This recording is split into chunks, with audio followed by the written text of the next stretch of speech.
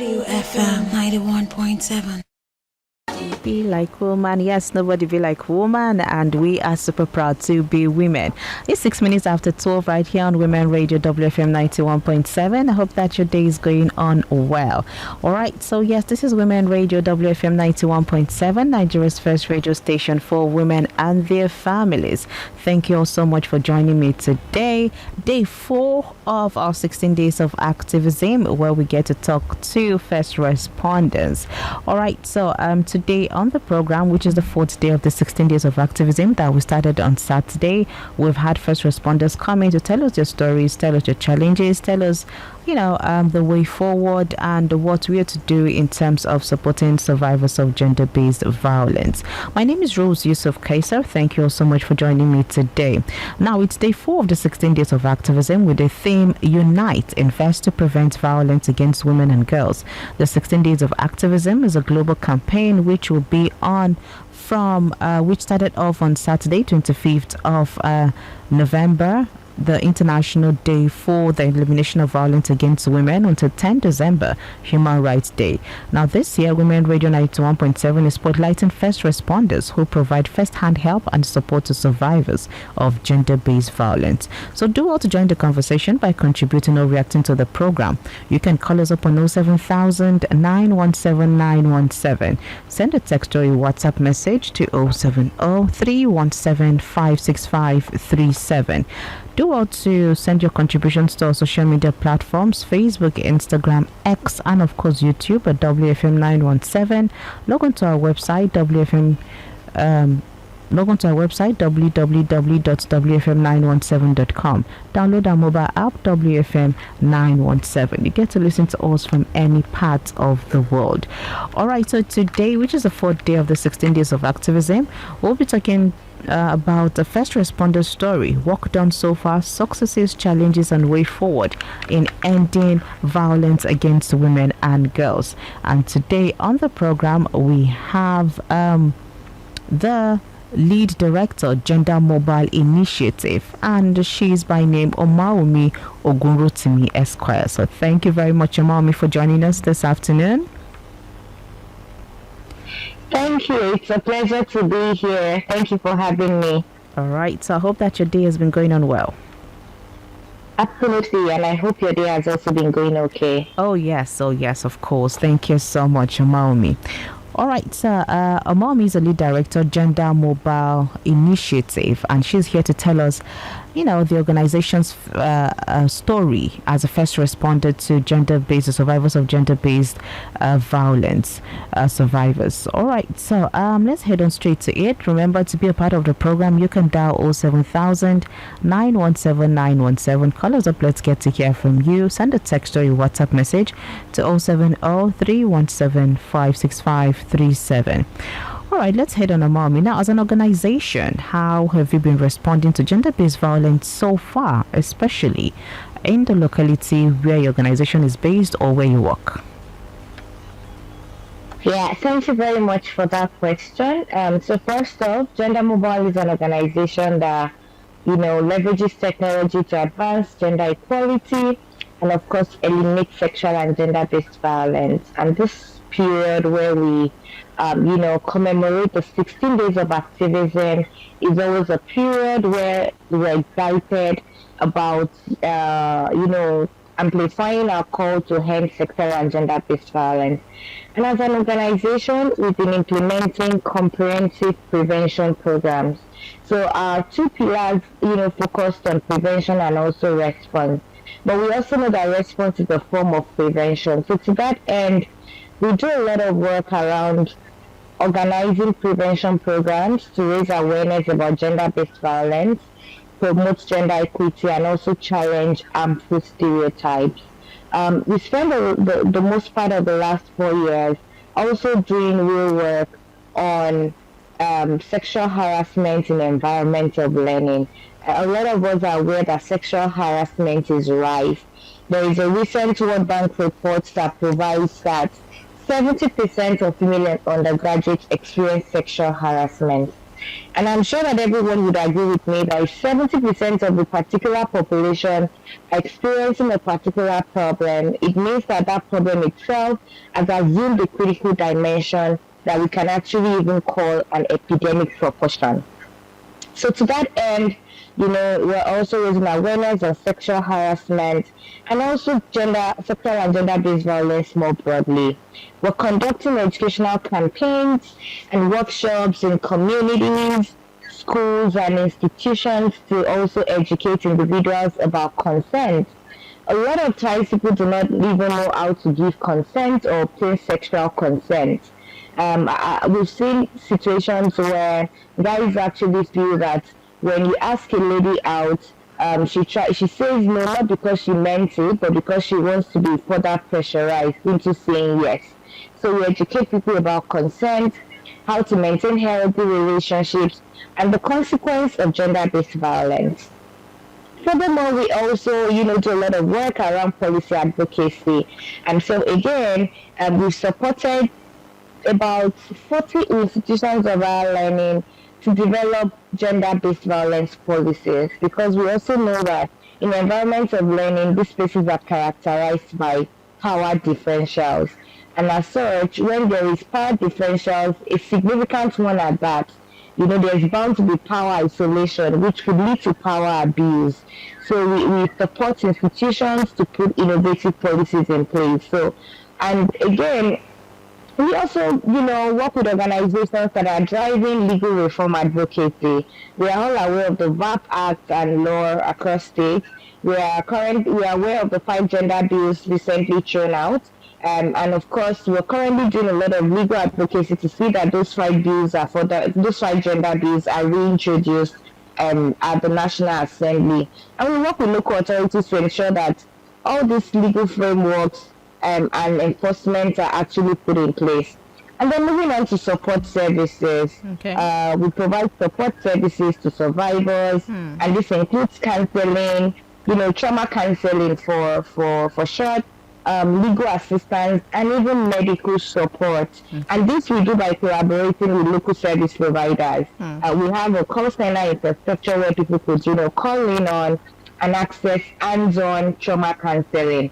And we continue to actively engage with communities to understand what their specific challenges and cultural nuances related to gender-based violence are, because it's important that we continue to do that so that we can tailor our interventions to address the local needs and sensitivities of this community. Okay. Yeah, so I think that pretty much explains how we are responding to sexual and gender-based violence. And more broadly, of course, we have helplines, we have a web-based platform, we have a mobile app also specifically for campus communities, while our helpline is for communities generally. And we're collaborating with critical stakeholders like NGOs, community leaders to create a coordinated response to GBV.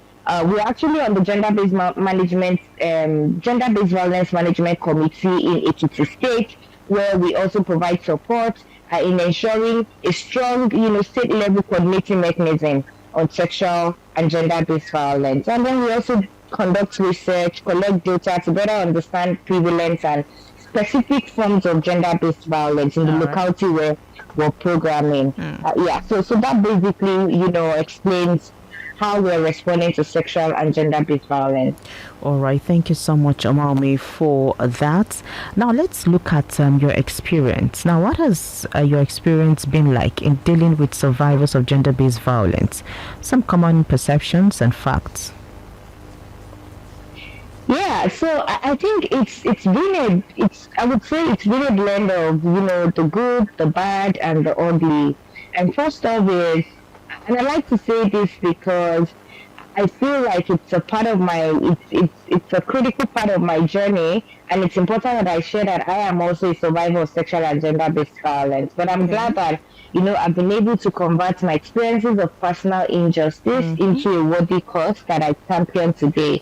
But in terms of experience, of course, we know that we live in communities where the culture of stigma, victim blaming, and shaming is prevalent, and you can't take that away from the experiences that we have with survivors of sexual and gender-based violence. We have the common perception of stigma and shame, where survivors sometimes feel ashamed or stigmatized. And what this does is that it makes them feel reluctant to even report or seek help. So but then we need to also understand that stigma and shame, they are barriers, no doubt, and they are quite significant. But it's important that supportive and non-judgmental environments are also facilitated so that we can encourage survivors to come forward. We also have the fear of retaliation. A lot of times survivors fear that they could experience reprisals from the perpetrator. And I'll use the environment of learning as an example. As a student, even as if it's not enough that you've experienced sexual harassment where a lecturer is threatening you that you'd fail a course. When you don't report, even if the lecturer does not deal with you directly, it could organize his friends to deal with you. So your life could be even under threat by cultists or even really strong individuals in that community. So we understand that this is a valid concern, but we also have to ensure that to address this, that survivor safety and confidentiality is guaranteed in the reporting and intervention process and procedures that we are putting in place. Then we have, cultural barriers. We have cultural norms and expectations that may discourage survivors from speaking out. Yes, we need to understand and respect diverse cultural context, because that way it would also facilitate more effective support. Then there's also the perception around, trust. So people would not want to come forward because they do not trust the authorities. They feel that the authorities might not demonstrate the requisite courage to even hold the perpetrator to account, because we know that most times perpetrators are people who wield a lot of power. Yeah. So, but the fact is that, we need to build trust through transparent and survivor-centered approaches. It's very important. And perhaps we can also do this collaborating with community leaders to enhance trust and, and foster that confidence so that people can muster the courage to speak out. Then we also have even impact on mental health. Okay. Survivors most times they experience severe mental health consequences, and that may make their recovery actually very challenging.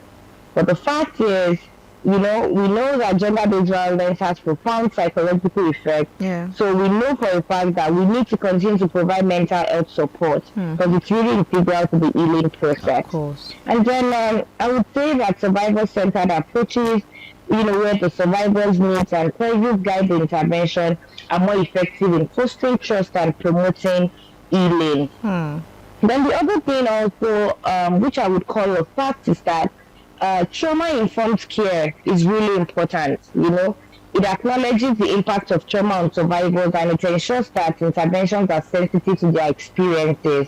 And then even legal support. Legal support is really important. And plus, we also need to understand what survivors want. Some people don't want legal justice. Some people just want an acknowledgement that this has happened to them. Some people just want, recognition. Some people also want support, other forms of support. It's not everyone that wants to go to court. So it's important that we factor in the interest of the survivor part time and understand what justice means to a survivor, as the case may be in a particular case. All right. So, yeah.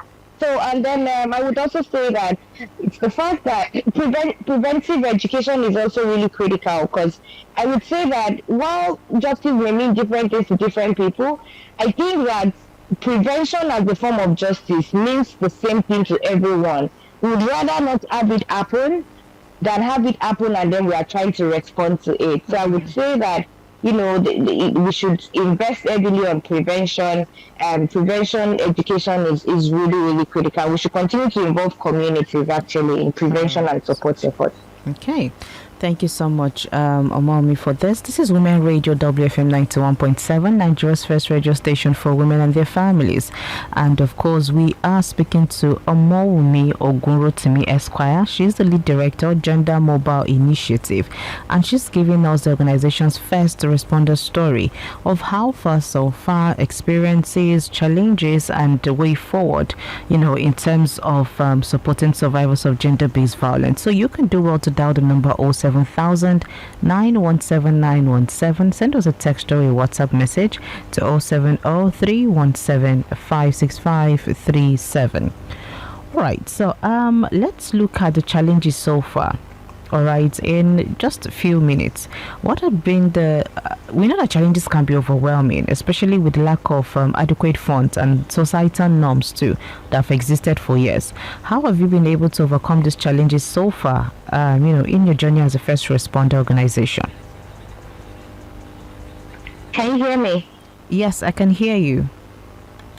Can you take that question again? I lost it for a bit. Oh, all right. So I was just asking about the challenges, which we know can be overwhelming, especially when, there is lack of adequate funds and there's also societal norms that have actually been existent for years. So how do you overcome this challenge and, how do you overcome this challenge so far in your journey as a first responder organization? Okay, so of course, there are several challenges. You mentioned one of it. That's funding. Yeah. Funding is a major challenge, especially when a lot of donor organizations are more invested in systems, not really systems change, but, work that is not, response driven per se. So most organizations will probably want to, and fund work on bigger advocacy, policy advocacy, things like that. Because again, sometimes response looks more like humanitarian work than development work in itself. And we forget that oftentimes response is a form of prevention in itself. Yeah. So funding is a major challenge. And even, cultural resistance is another challenge. When you talk about sexual and gender-based violence, we know that it thrives on a system of privilege and oppression. And those who benefit from that privilege will not want sexual and gender-based violence to end. So trying to transform deeply ingrained practices, norms, is actually a major challenge in itself. But again, we know that it's going to be a long walk to freedom, and we're actually prepared for that. Okay. Another challenge also, is funding, accessing funding that is actually multi-year. So sometimes, funding comes 1 year and then the next year you're stuck. It's really difficult for you to consolidate on the work or the gains that you've even made. But I'm also happy that these days, donor organizations are more inclined to having conversations and understanding what the unique realities of program partners are, so that they can also align their funding priorities, to address those unique needs. All right. Thank you so much, Amalmi, for sharing these challenges with us this afternoon. All right. So now you've talked about collaborations. All right. So just talk to us about how far you have gone in collaborating with security agencies, other responders, and stakeholders to provide support for survivors of gender-based violence. Okay, yeah, collaboration is really key. I would say that it's the new currency. And I think that underscores the theme of this year's 16 Days of Activism, Unite. We all need to come together. Yeah. We need to stop working in silos, yeah. And as far as collaboration is concerned, we're in partnership with different critical stakeholders, state actors, non-state actors, civil society organizations like ours, media, groupings of young people, communities. So, for example, we collaborate with law enforcement agencies to ensure that there's a coordinated response to cases of gender-based violence. And we even provide training to some of them on handling such cases. We also provide training to independent sexual harassment prevention committees of institutions of higher learning. Because we can't do the work alone, we also establish referral networks with healthcare providers, legal aid organizations, and counseling services, so that we are able to connect survivors to a range of support services. And we also participate in multi-agency task forces, focused on combating gender-based violence. That cited Ekiti State as an example, where we're currently on the Gender-Based Violence Management Committee, providing support and also designing state-level, response mechanisms. Yeah. And then we conduct training programs, to some other people who are also responders.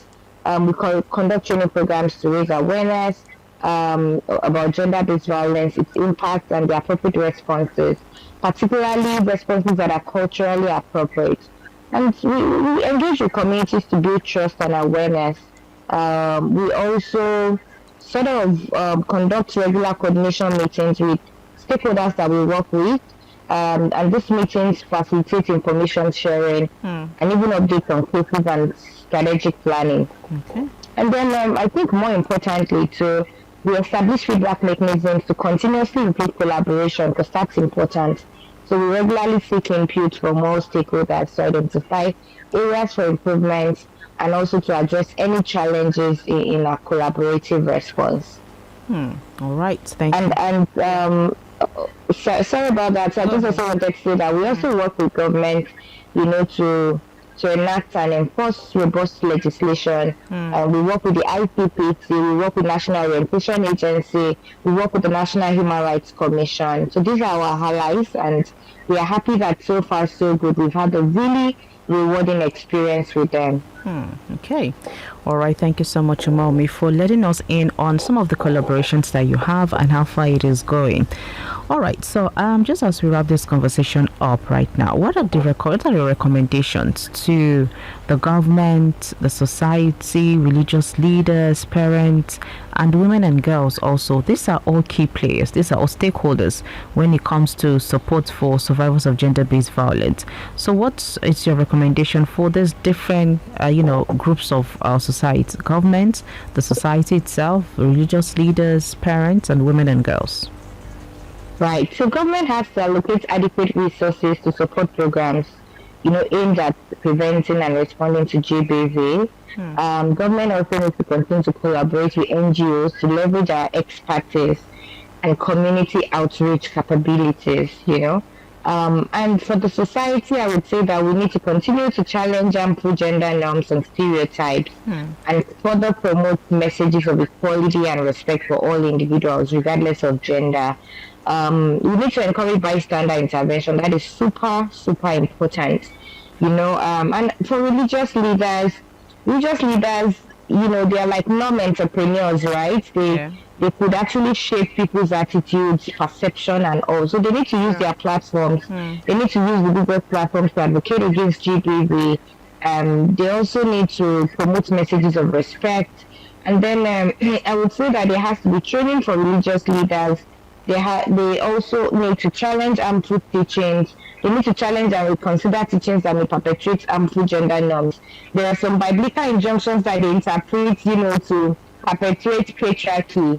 So that needs to change. Then for parents implementing an open communication with children about healthy relationships, boundaries, and consent, and we also need to continue educating parents on recognizing red flags of potential abusive behavior. And parents really need to lead by example. Then for women and girls, of course, we should actually be eager to know more about our rights. We also need to build and strengthen, support networks. We need to make information available. We need to support services and make them easily accessible. And we need to ensure that women and girls across the board know where to turn to for help. And more importantly and finally, I think we need to continue to advocate for and support educational opportunities for women and girls. Education is a powerful tool in breaking circles of violence. So we need to ensure that women get access to education. All right, access to education, it's definitely very, very important because once women are empowered and are educated, then I think, the load of the work is actually reduced. All right, thank you so much, Umaumi. Let's have your final words on, survivors of gender-based violence and what you want to see happen differently by next year when we're talking 16 days of activism.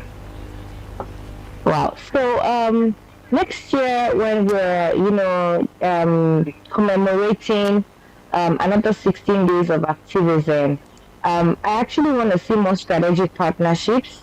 I actually want to see policies that have emerged from the advocacies that we've conducted this year. I want to see more community-driven initiatives. I want to see more empowered community members leading initiatives that are actually even more sustainable and effective in challenging deeply ingrained norms. You know, we also want to see, I want to see more of data-driven initiative. I mean, we have a lot of data on violence against women and girls, and we need to actually move from the realm of data to action that is well structured and managed in the correct sequence and prioritization. All right. Thank you so much. Thank you so much, Amalmi, for being a part of our program today. All right. I wanted to ask you about awareness. All right. Before we go. So, how well have, the organization created awareness in your immediate community and beyond on gender-based violence? So we've actually created a lot of awareness, but awareness can never be too much. So we continue to create awareness. We're leveraging clever platforms, our social media platforms, our community platforms. We have what we call campus ambassadors. We have campus champions that are like, they're leading that movement in environments of learning to end sexual harassment. And in the communities where we work, we even have survivors network. Survivors of FGM, survivors of SGBV, that's sexual and gender-based violence. And we continue to actually leverage those networks, these groups to further raise awareness about these issues. Okay. All right. Thank you so much for being a part of our program today. Thank you for being a first responder and doing the work you do for survivors of gender-based violence. So wish you all the best, and hopefully some of these challenges you've talked about by next year, we'll have better stories to say in terms of support of survivors for gender-based violence. Thank you so much for coming on the program. Thank you too for having me, and I look forward to joining you again soon. All right, thank you. Do have a great day and enjoy the rest of the week. Thank you, you too. Bye. Bye. All right, so that's the lead director, Gender Mobile Initiative, Omowumi Ogunrotimi Esquire, and she has come to tell us her first responder story of the organization so far. Well, today is the day 4 of the 16 days of activism. Tomorrow is the day 5. So join us again tomorrow as we get to bring you another first responder story right here on Women Radio to talk about supporting survivors of gender-based violence so far, the story so far, and the way forward. So we will keep talking, we will keep doing our best, and we will keep paving the path for a safer and fairer society. So it's all on us to do this. My name is Rose Yusuf Kaiser. A very big thank you to our guests for today, and of course you also for tuning in and listening to our first responder story. Thank you to the producer of the program, Esther Alaribe, and the executive producer, Tom Okewole Shunaya. Join us again tomorrow at 12:05 as we bring you another first responder to tell their story. I am Rose Yusuf Kaiser. Good afternoon. WFM 91.7.